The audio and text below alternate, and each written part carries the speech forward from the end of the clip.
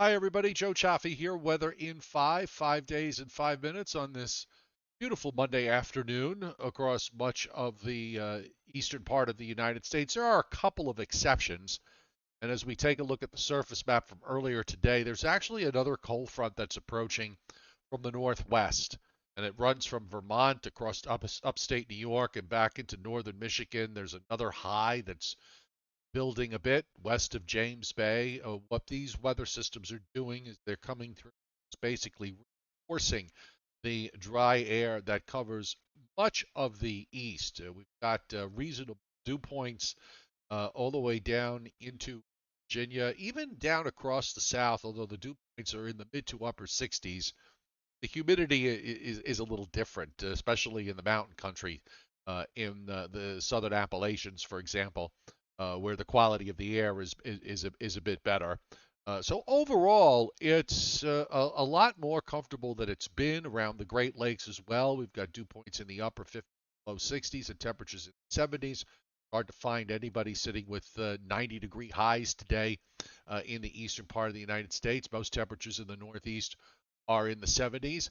And as we look at the satellite, patches of cloud cover here and there, nothing really, no problems here to speak of. However, if you look up in northern Vermont, New Hampshire, and across upstate New York, there's a band of clouds that stands out just a bit more.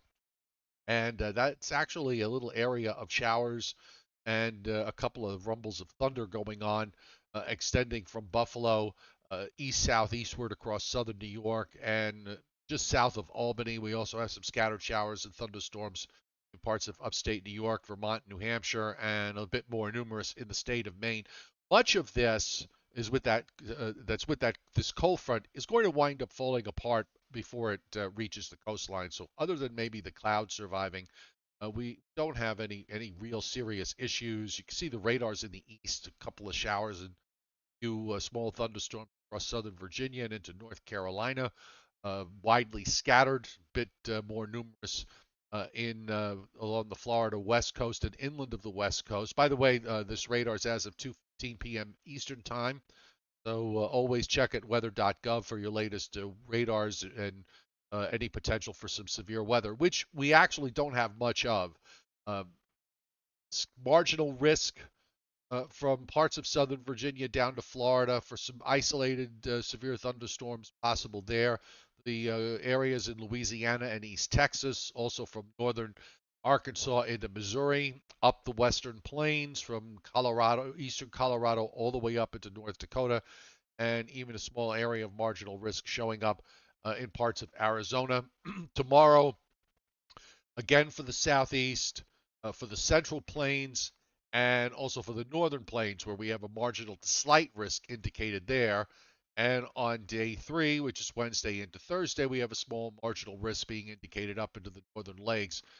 Now, rainfall forecasts for the next 7 days, starting at 8 o'clock tonight, a half to 3/4 of an inch, and I think much of this is going to probably come on Thursday night, Friday. We see a half to 3/4 of an inch and some pockets of an inch and a half in parts of the mid Atlantic and southeast down to Florida. An area of 2.5 inches plus from eastern Missouri into southern Illinois and western Kentucky. Also across parts of the central plains, and then moving on up there to the northern Rockies and the northern plains, anywhere from 3/4 of an inch to an inch and a half with locally higher amounts. And as we always like to say in the summertime, since a lot of this is convective, amounts in some local areas could be double the forecast if a thunderstorm were to sit over a long period of time. There's not a whole lot that has changed really in the overall pattern as we look across the U.S. Going into this evening on the GFS model.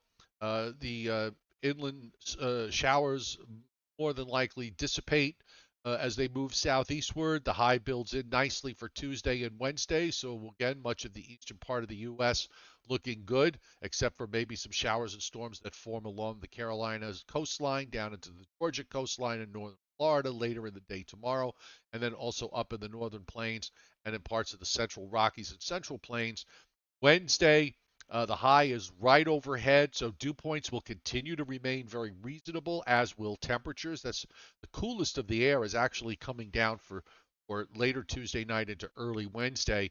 Then the high is going to pull out. We're going to start to see humidity come up on Thursday, and here comes another cold front.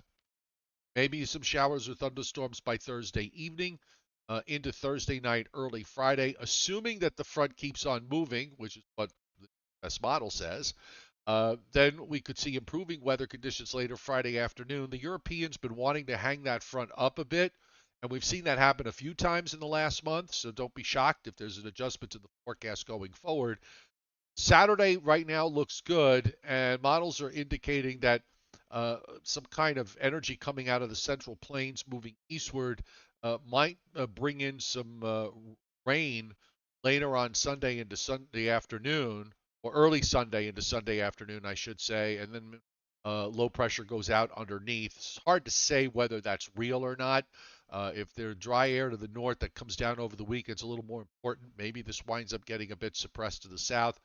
And then we move into next week, which looks like it'll be warmer and more humid, and opportunities for showers and thunderstorms.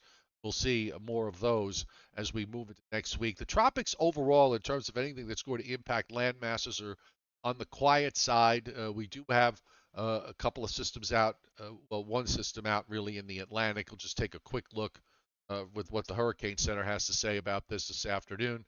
And we're looking at a 60 to 70% chance of an area in the central tropical Atlantic developing into a tropical depression, and a system that's off the East Coast now. They were looking at it to maybe develop into something very quickly, but it looks like that's just going to stay non-tropical and not be an issue. So, of course, Joe and I will be discussing all these things, including the long range tonight on the Joe and Joe Weather Show, and that's at 7:35 p.m. Eastern Time.